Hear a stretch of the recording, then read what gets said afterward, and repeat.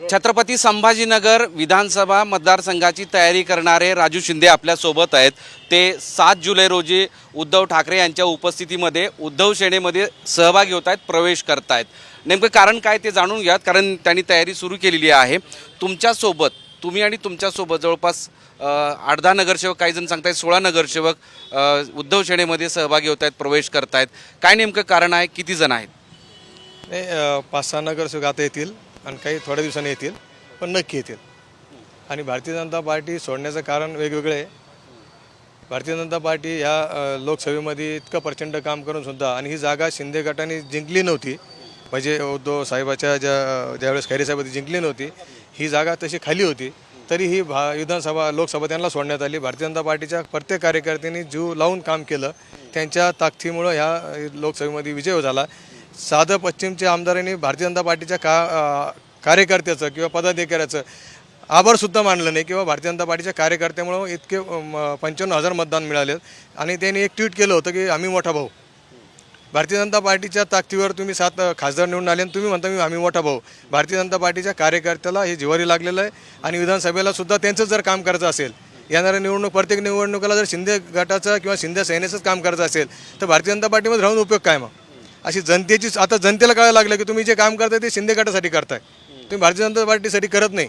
म्हणून आता जनतेचा असं मागणी आहे की आता तुम्ही जर समजा तुम्हाला आमचे प्रश्न मांडायचे असतील तर तुम्ही उद्धव सेनेमध्ये शिवसेनेमध्ये गेलं पाहिजे, उद्धव बाळासाहेब ठाकरे शिवसेनेमध्ये, आणि तिथं तुमचे प्रश्न मांडले पाहिजे। त्या मतदारसंघातील सर्व प्रश्नांची मला माहिती आहे, का कोपऱ्यानगरचे बाजनगरचे काय प्रश्न आहे, सातारा देवळीचे काय प्रश्न आहे, ग्रामीण भागाचे काय प्रश्न आहे, शहरातील काय प्रश्न आहे, गेल्या अनेक वर्षापासून काही प्रश्न सुटलेले नाही, ते सोडण्याची धमक माझ्यामध्ये आहे आणि मी ते नक्की प्रयत्न करणार आहे। छत्रपती संभाजीनगर पश्चिम विधानसभेमध्ये सध्या संजय शिरसाट आमदार आहेत आणि ही जागा शिंदे सेनेला मिळणार म्हणून पर्याय नसल्यामुळं तुम्ही, कारण भाजपला तर ती सुटणार नाही म्हणून तुम्ही उद्धव सेनेत जात आहे असं स्पष्टपणे का सांगत नाहीत? असं आहे, हे तुम्हाला तसं वाटतं, पण आमच्या इथल्या जे स्थानिक अडचणी किंवा स्थानिक आम्हाला जे काही अडचणीत किंवा आम्हाला जे काही आता हे एकदम असं होत नसतं किंवा मी पश्चिममध्ये आता मी तिकडे गेलो आणि लगेच निवडून येईल, हे पण असं असतंय का?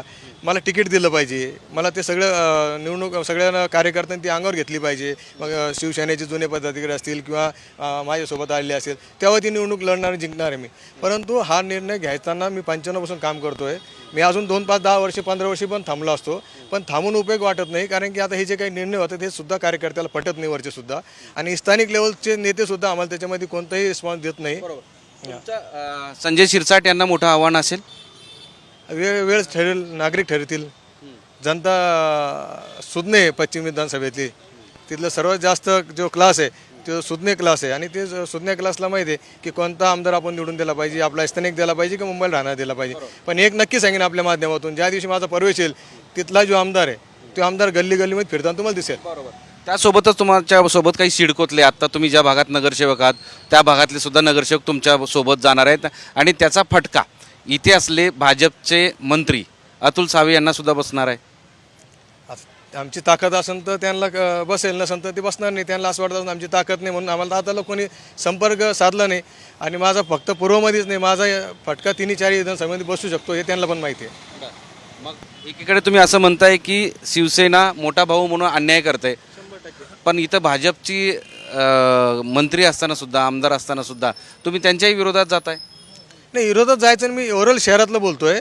शहरातल्या प्रत्येक कार्यकर्ते भारतीय जनता पार्टीचे, मग पूर्वचे असतील, मध्यचे असतील, पश्चिमचे असतील, ह्या सगळ्या कार्यकर्त्याची मानसिकता झाली की आपल्याला काम करायचं ते फक्त शिंदे गटासाठी करायचं आहे। म्हणून आता मी ज्या भागात काम करतोय गेल्या 10 वर्षापासून पश्चिम विधानसभेमध्ये, तिथल्या कार्यकर्त्याला वाटतं असेल की आपल्याला आता विधानसभेला बी त्यांचंच काम करणं आहे। उद्या महापालिका आली तर 30 नगरसेवक त्या मतदारसंघामध्ये 20 नगरसेवक ते मागतील, 10 नगरसेवक भाजपला देतील, कारण भाजपचे 4च नगरसेवक आहे, त्यांचे 14 नगरसेवक उद्धव बाळासाहेब ठाकरे साहेबाचे। आता ते काय म्हणतील आमचेच नगरसेवक आहे, भले त्यांच्या संघ 4च नगरसेवक आलेत, बाकी नगरसेवक अजून साहेबाकडेच आहे। आता एकूण किती नगरसेवक असतील आणि किती मोठं आव्हान त्या पश्चिम विधानसभेमध्ये असेल? मला आव्हान वाटत नाही, कारण की लोकांनी ठरलेली ही निवडणूक आणि लोक अंगावर घेतील। आता तुम्ही बघितलं ह्या लोकसभेमध्ये की जे प्रस्थापित होते किंवा जे मोठे होते ते कसे हे झालेत, म्हणून ही लोक ठरवतील की ही निवडणूक त्यांनी लढायची, हे राजू शिंदे किंवा आम्ही नाही लढणार, ते लोक ठरवणार आणि लोक लढणार, ही निवडणूक हातात घेणार। एक शेवटचा प्रश्न आहे की किती नगरसेवक सोबत असतील? 5 ते 6 नगरसेवक माझ्या सहित सोबत असतील, जिल्हा परिषद सदस्य असतील, पंचायत समिती सदस्य असतील, काही पदाधिकारी असतील. पण भारतीय जनता पार्टीमध्ये एवढे होत असताना सुद्धा अजून कोणाचा आम्हाला संपर्क नाही. जर कार्यकर्त्याची भावना जर इथल्या स्थानिक पदाधिकाऱ्याचे स्वतःला नेते म्हणते त्यांना जाणवत नसेल तर बाकी छोट्या कार्यकर्त्याची काय परिस्थिती असेल ही तुम्हाला लक्षात घ्या. मी फक्त विधानसभा लढासाठी चाललो असं नाही आहे. अनेक कारणं आहे त्याच्या पाठीमागं. मी शहराध्यक्ष होऊ शकलो असतो, मी महापौर होऊ शकलो असतो, अनेक मी झालो असतो. भाजपच्या कार्यकर्त्यांवर अन्याय होत आहे हे बेसिक. ज्या वेळेस भारतीय जनता पार्टीला वाटलं त्या दिवस माझा वापर भारतीय जनता पार्टीने करून घेतला हे पण मला माहिती आहे.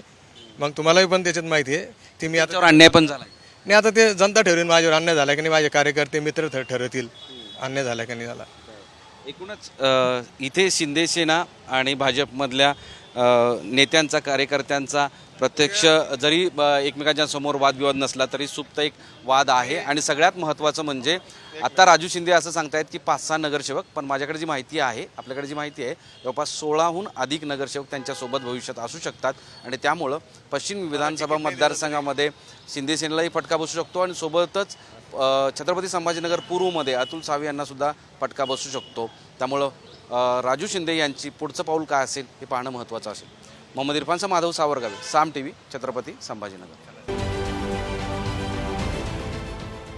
देश विदेशातील प्रत्येक घडामोडींचे लाईव्ह अपडेट मिळवण्यासाठी आता साम टीव्हीच्या सर्व सोशल मीडिया प्लॅटफॉर्मला लाईक, फॉलो आणि सबस्क्राईब करा. तसंच सर्व नोटिफिकेशनसाठी बेल आयकॉन प्रेस करायला विसरू नका.